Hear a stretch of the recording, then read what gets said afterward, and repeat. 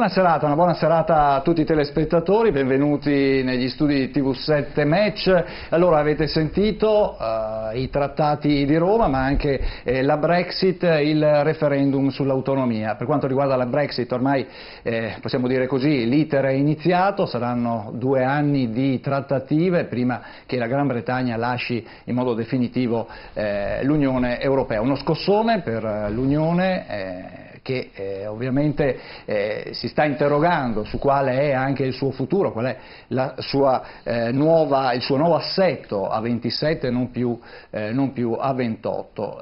Di questo parliamo in apertura di questa nostra puntata di TV7 Match. Come però di consueto celebriamo anche una ricorrenza storica e questa sera vogliamo celebrare il 31 marzo del 1282, data in cui si sono aperti i Vespri siciliani.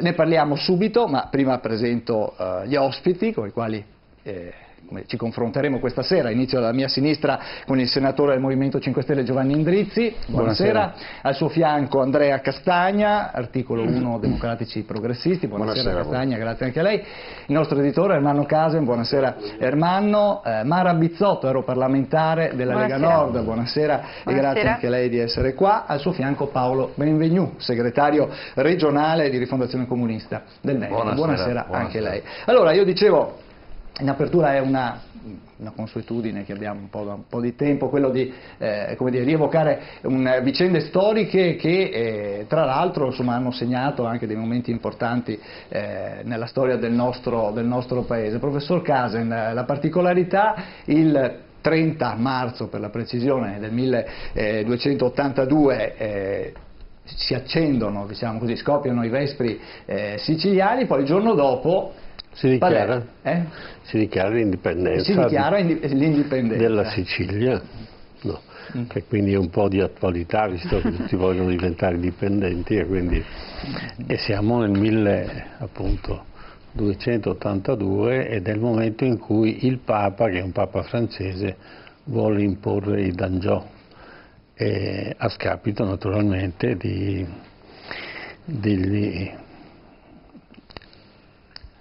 precedenti possessori del regno. Quindi siamo Clemente IV e Luigi X, che è un amico molto fidato del Papa, che sappiamo è uno dei grandi crociati che portano la cristianità nell'Africa e lì ci saranno grandi guerre. Quindi diciamo che in nome di Dio anche noi eravamo abituati a conquistare le terre altrui.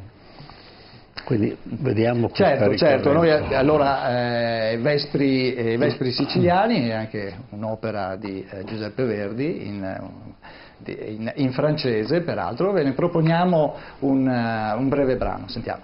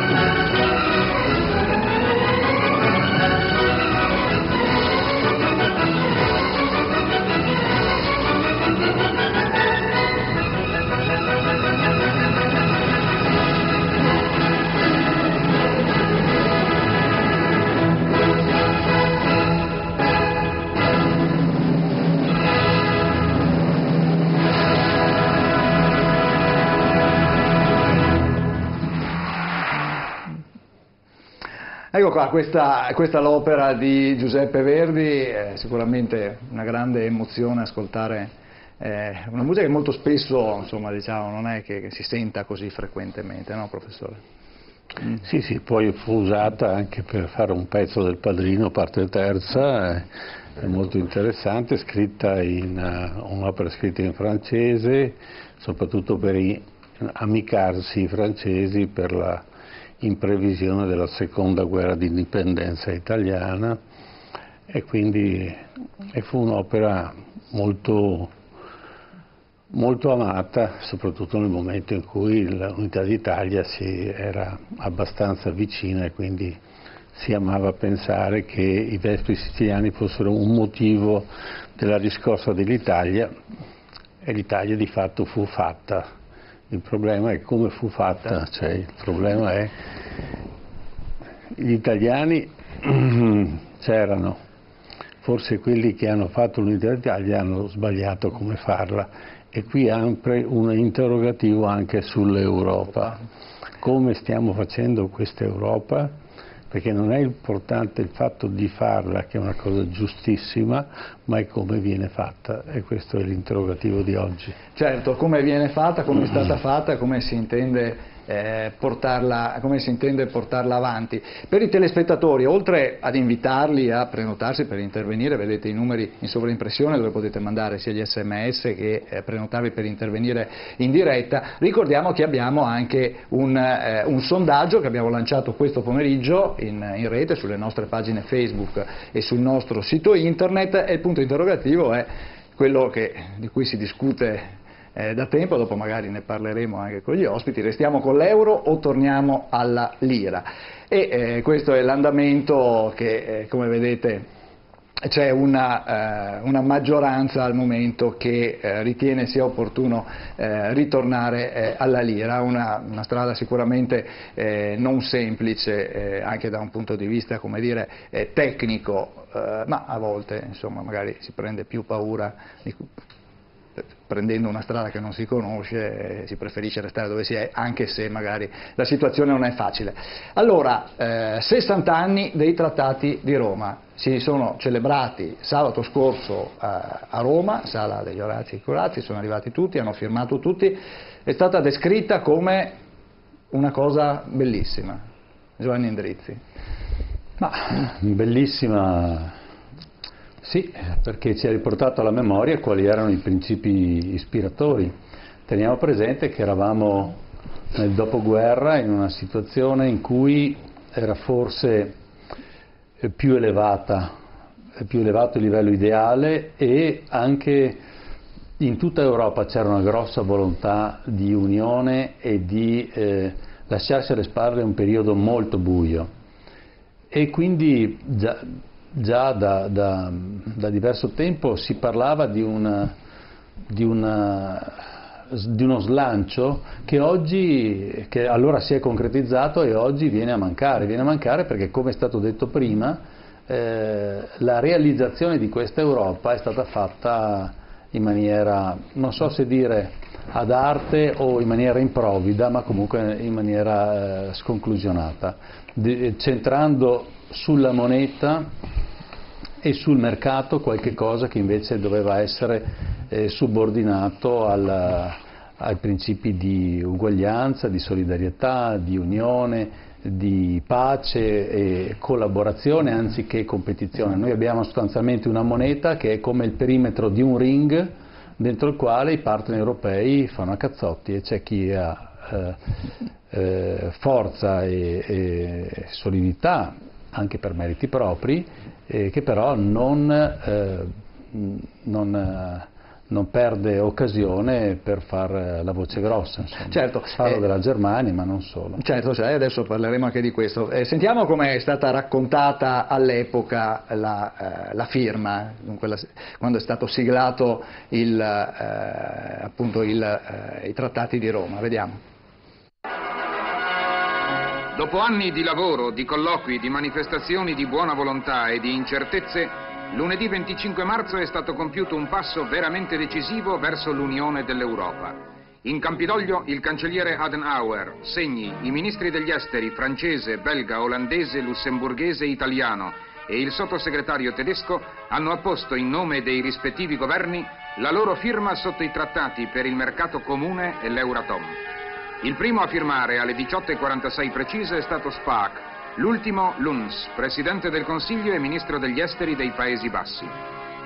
Con la cerimonia romana ha cominciato a prendere forma quello che sarà domani il nuovo ordinamento del vecchio continente, gli Stati Uniti d'Europa.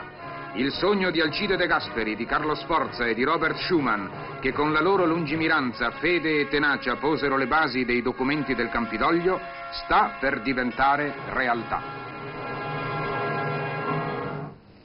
Bene, da qui ha preso il via l'iter che poi ci ha portato fino all'Unione Europea. Benvenu, Endrizzi diceva sono cambiati i presupposti, diciamo anche, è d'accordo?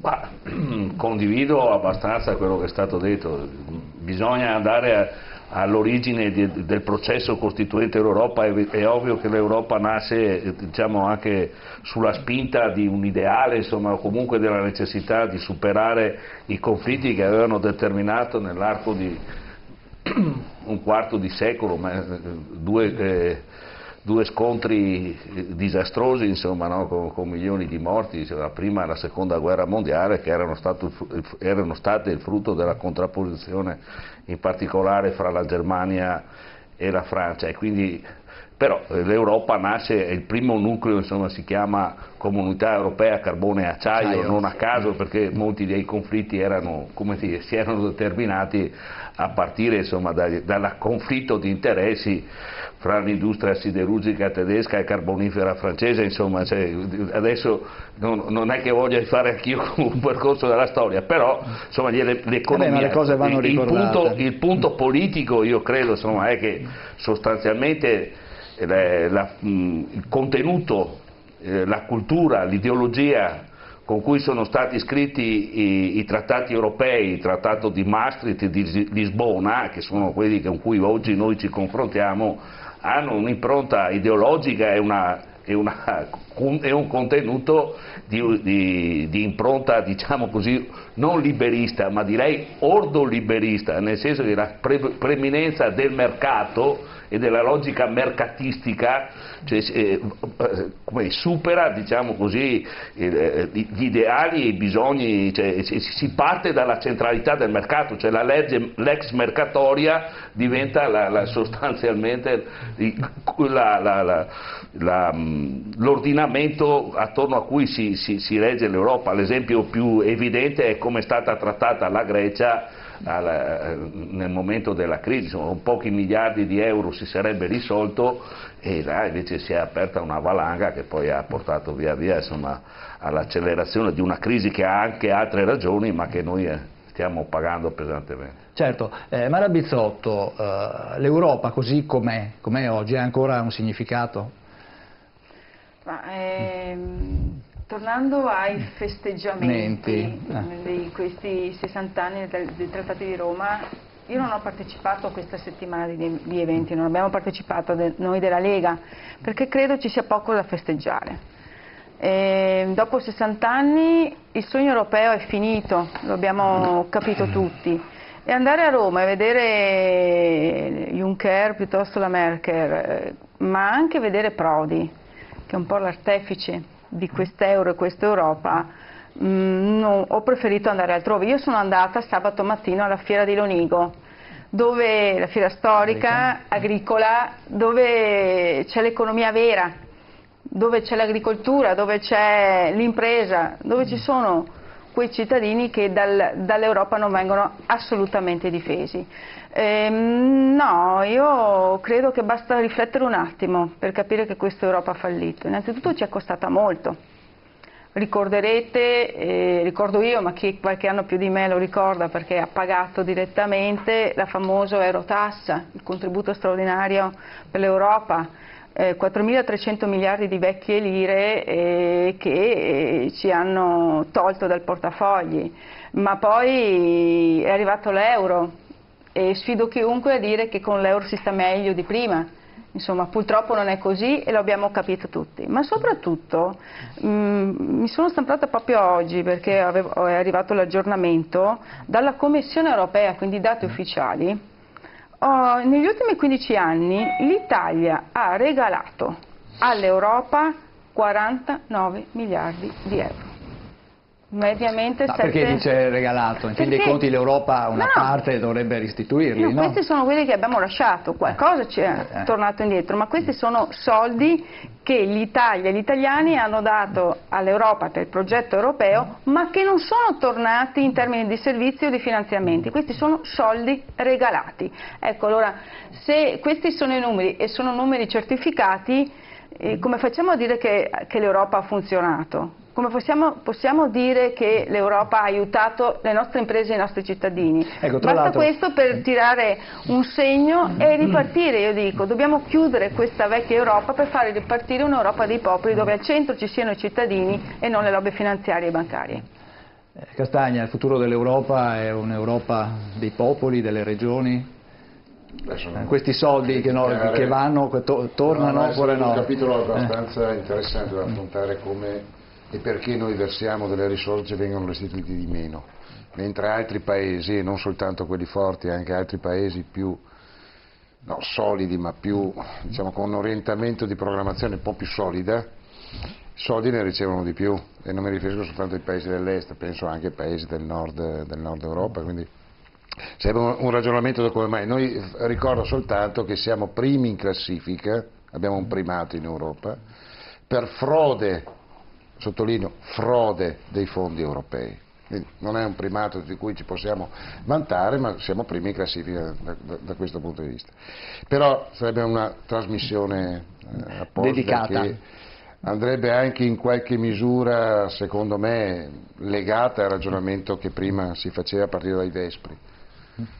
L'autonomia dei popoli, che è un elemento fondamentale a cui l'autodeterminazione dei popoli, a cui credo molto, si basa sempre su un principio: devo sconfiggere il dittatore che mi opprime, e attraverso questa forma i Vespri o altre situazioni hanno determinato appunto quei principi di autonomia fino ad arrivare all'indipendenza che prima appunto il professore ricordava i Vespri, ma che abbiamo avuto anche in altre situazioni molto più recenti.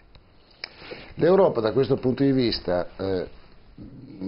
non è che debba determinare un'autonomia.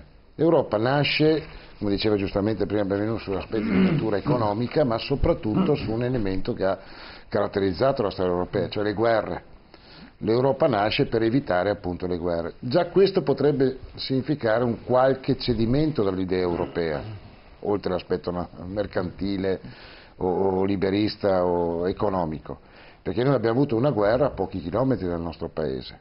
Geograficamente siamo in Europa, ne abbiamo ancora un'altra che coinvolge l'Ucraina e una parte. Certo, quindi anche quando si parla di pace, insomma, è un punto che è un po' discutibile. Perché appunto nel mondo considerare che noi siamo un continente in pace quando attorno a noi la Siria ne è un elemento ulteriore, ma molto più vicino. Quindi c'è un cedimento da parte dell'Europa nei valori che cui molti, io cito Altiero Spinelli, aveva individuato, che è molto più simile all'idea dell'Europa dei popoli. Certo, con cedimento siamo arrivati a un punto in cui la condizione europea che i nostri padri avevano in qualche misura definito, non mi riferisco ai trattati, mi riferisco ancora molto prima, non si è concretizzata. Quindi certo, oggi è un'altra Europa, ma di un'altra Europa su questo non c'è dubbio. Certo, oggi è un'Europa che presenta molte contraddizioni e che cerca anche un po' di tenerle, come dire, quasi nascoste. Qui stiamo vedendo proprio Tsipras che sta parlando. Professor Casen, però, tornando a questi 60 anni, com'è che si è arrivati alla firma dei trattati e soprattutto anche lì non tutti raccontano tutto, forse c'è una parte che non si racconta, no? Non mica erano tutti d'accordo nel firmare. Intanto per questione di guerra io ricorderei che oggi c'è la ricorrenza del protezionismo anglo-francese nei confronti della Polonia, 31 marzo 1939, che praticamente con questa dichiarazione guai chi tocca la Polonia, a distanza di qualche mese lo farà sia l'Unione Sovietica che Hitler, e scoppierà la seconda guerra mondiale. Seconda guerra mondiale che giustamente il criminale era Hitler, ma dall'altra parte c'erano i sovietici che invadevano tranquillamente la Polonia, ma questi erano alleati degli Stati Uniti e quindi nulla facevano di male. E quello che sono le ricorrenze, bisognerebbe essere un po' più precisi, perché questa ricorrenza del 1957 in realtà è una mossa uguale e contraria contro quello che era stato il Cominform sovietico e dell'Europa dell'Est, cioè tutti i paesi dell'Est si erano coagulati per poter portare avanti un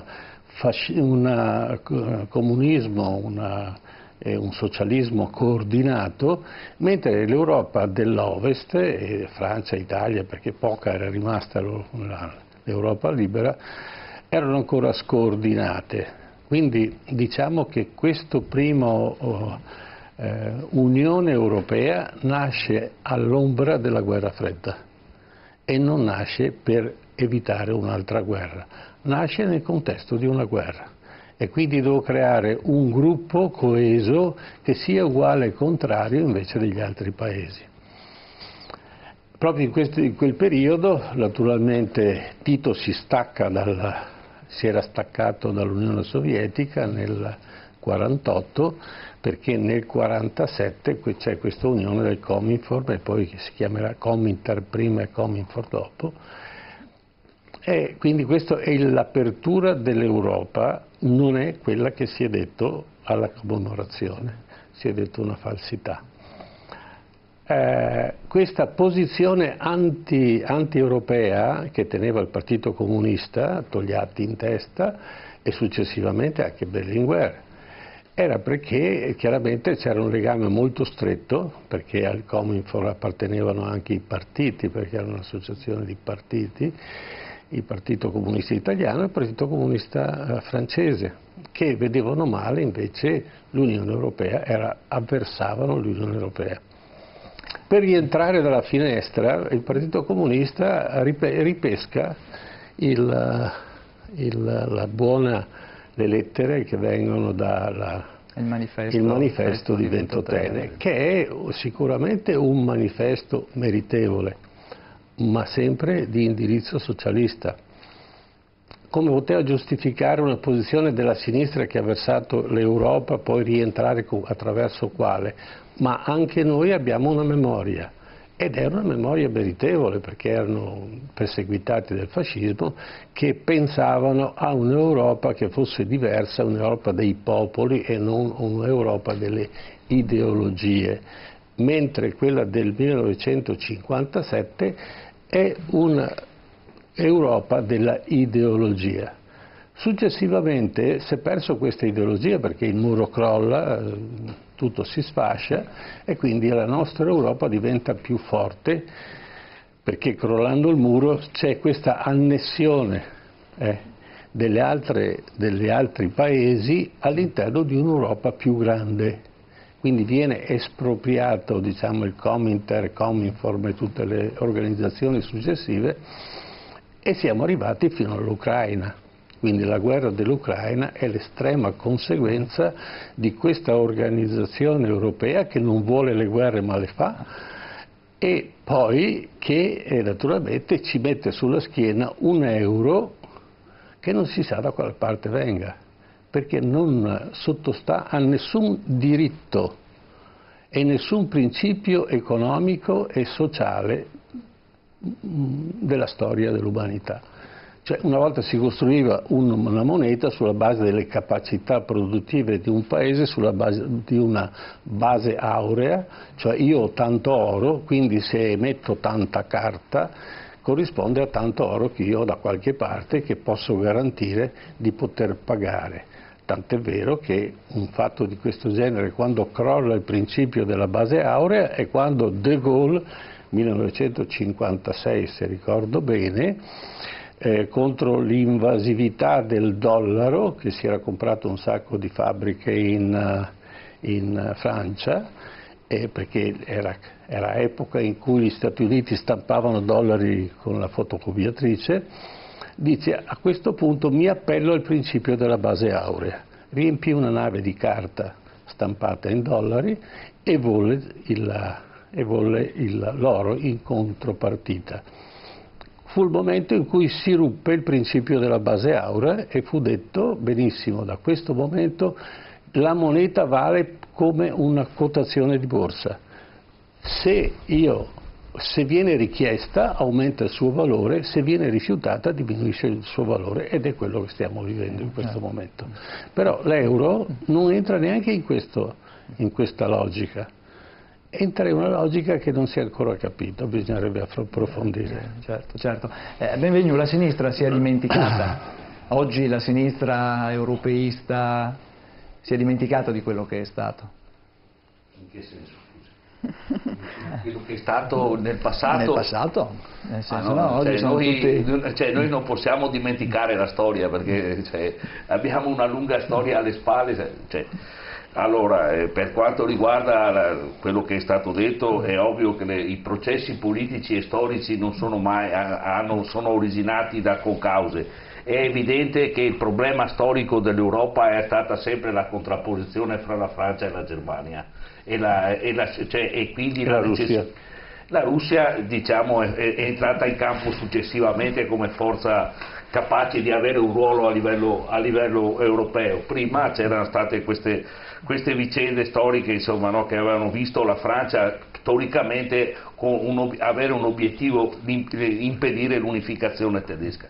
Quando c'è stata l'unificazione tedesca attorno al regno di Brandeburgo e alla Prussia, ovviamente, e dopo la battaglia di Sedan, le cose in Europa sono cambiate, e questo ha portato ai conflitti, che sono stati esacerbati, esasperati dal quadro di politiche economiche e sociali, diciamo così, dallo sviluppo delle politiche imperiali da parte degli stati europei, che poi hanno prodotto conflitti a non ripetere. Io credo che chi ha pensato e voluto l'Unione Europea, o comunque la prima forma con cui si è sviluppata l'Unione Europea, aveva certamente come logica quella della contrapposizione, perché questo era un punto politico fondamentale, cioè era un elemento, come dire, costituente delle politiche. Di equilibrio. Sì, certo, dentro una logica in realtà di equilibrio, ma di bilancia e di equilibrio, una contrapposizione. E io credo che questo elemento certamente c'è stato, però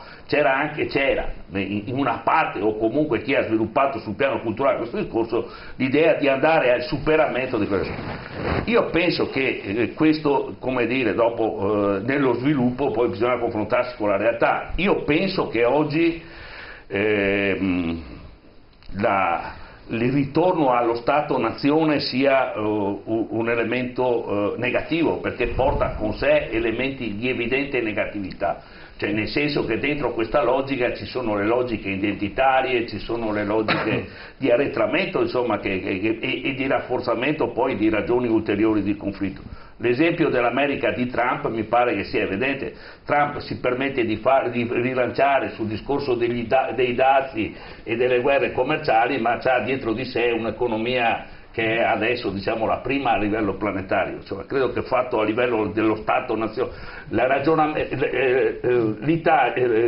il Veneto ha il 39% del suo prodotto interno lordo sulle esportazioni. Gran parte di queste esportazioni sono, come dire, sì, c'è l'agroalimentare, ci sono le macchine utensili, eccetera, ma c'è molto, come dire, lavoro di fornitura per le industrie tedesche.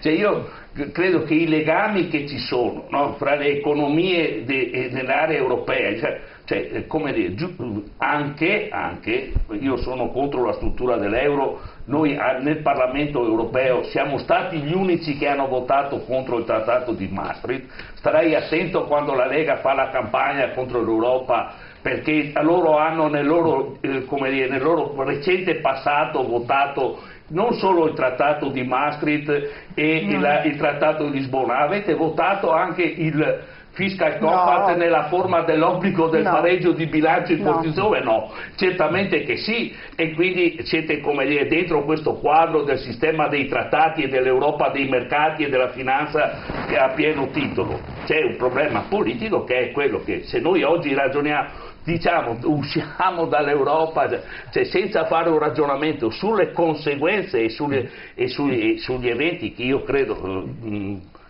facciamo un esempio tanto per essere molto semplici. Io penso che solo avvicinarsi a questa possibilità determinerebbe una fuga di capitali da questo paese che creerebbe dal punto di vista del quadro economico del paese, quindi per le imprese bla bla bla, no? Ma soprattutto per i salari, per la capacità e il potere di acquisto dei salari, una situazione probabilmente di disastro. Dopodiché facciamo rispondere Mara Bizzotto e dopo volevo sentire anche Endrizzi. Io penso che non possiamo, visto che è difficile uscire dall'euro, morire di euro. Non credo che convenga a nessuno di noi. Certo. È già stato detto prima molto chiaramente, siamo entrati male all'interno dell'euro. Con quali meccanismi a nessuno è chiaro, meglio chiaro, ha deciso la Germania quanto doveva valere il cambio, ha deciso loro, non ce l'hanno mai comunicato chiaramente ma hanno deciso loro, ma l'errore principale che è stato fatto sia per quanto riguarda l'euro che l'Europa è che non c'è stato nessun coinvolgimento della gente, dei cittadini, del popolo. Non è stato chiesto agli italiani se volevano entrare nell'Europa, non è stato chiesto agli italiani se volevano entrare. È stato calato dall'alto. È stato calato dall'alto. E poi un'altra riflessione che non è stata fatta, abbiamo messo insieme nel corso degli anni 28 stati, con economie diverse, con regimi fiscali diversi, con il costo del lavoro diversi, perché non costa lo stesso lavorare in Italia piuttosto che in Polonia o che in altri paesi europei. Quindi come abbiamo potuto non riflettere prima delle conseguenze? Stiamo ora pagando quelle conseguenze, quindi credo che sia oggettivamente opportuno riflettere. Partendo da un dato di fatto, la Brexit c'è stata, i cittadini inglesi hanno deciso, hanno avuto il coraggio di decidere. E la cosa più grave è che l'Europa, invece di ragionare e chiedersi perché, e di cambiare registro, perché tutti pensavamo che dopo la Brexit l'Europa avesse capito che bisognava cambiare questa Europa, invece hanno semplicemente attaccato gli inglesi per dire che loro hanno sbagliato. Ecco, quindi non vedo le premesse perché l'Europa possa cambiare, se non che ci siano altri dopo gli inglesi che seguono quella strada e diciamo che ci sono tutte le condizioni. Endrizzi, il Movimento 5 Stelle sta pensando al referendum, no? Sull'euro. Sì, è bene chiarire una cosa, una questione è l'appartenenza a un'unica moneta, un'altra questione è appartenere all'Unione Europea.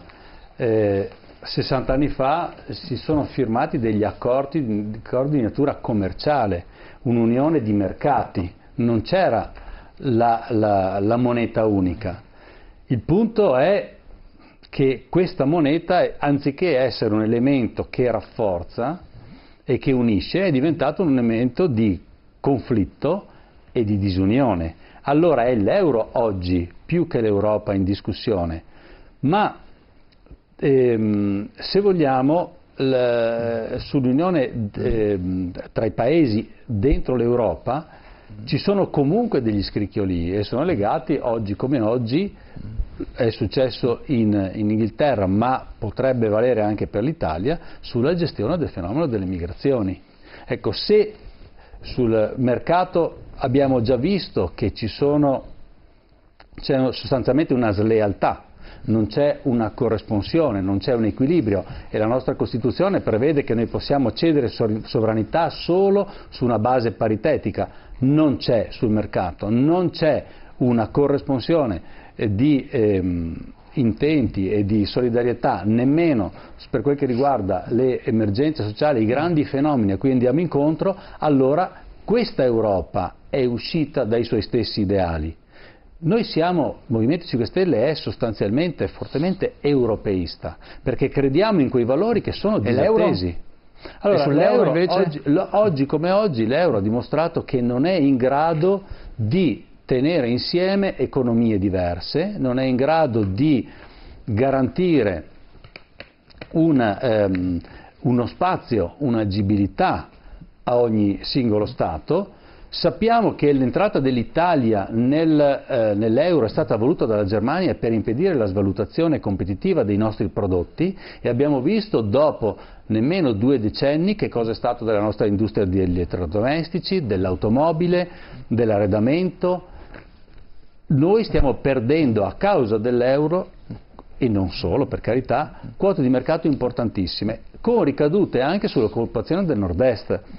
Ora, va rivista questa situazione, vanno rivisti profondamente gli assetti, e però attenzione, io non sono d'accordo che dovremmo pensare ai rischi se l'Italia esce dall'euro.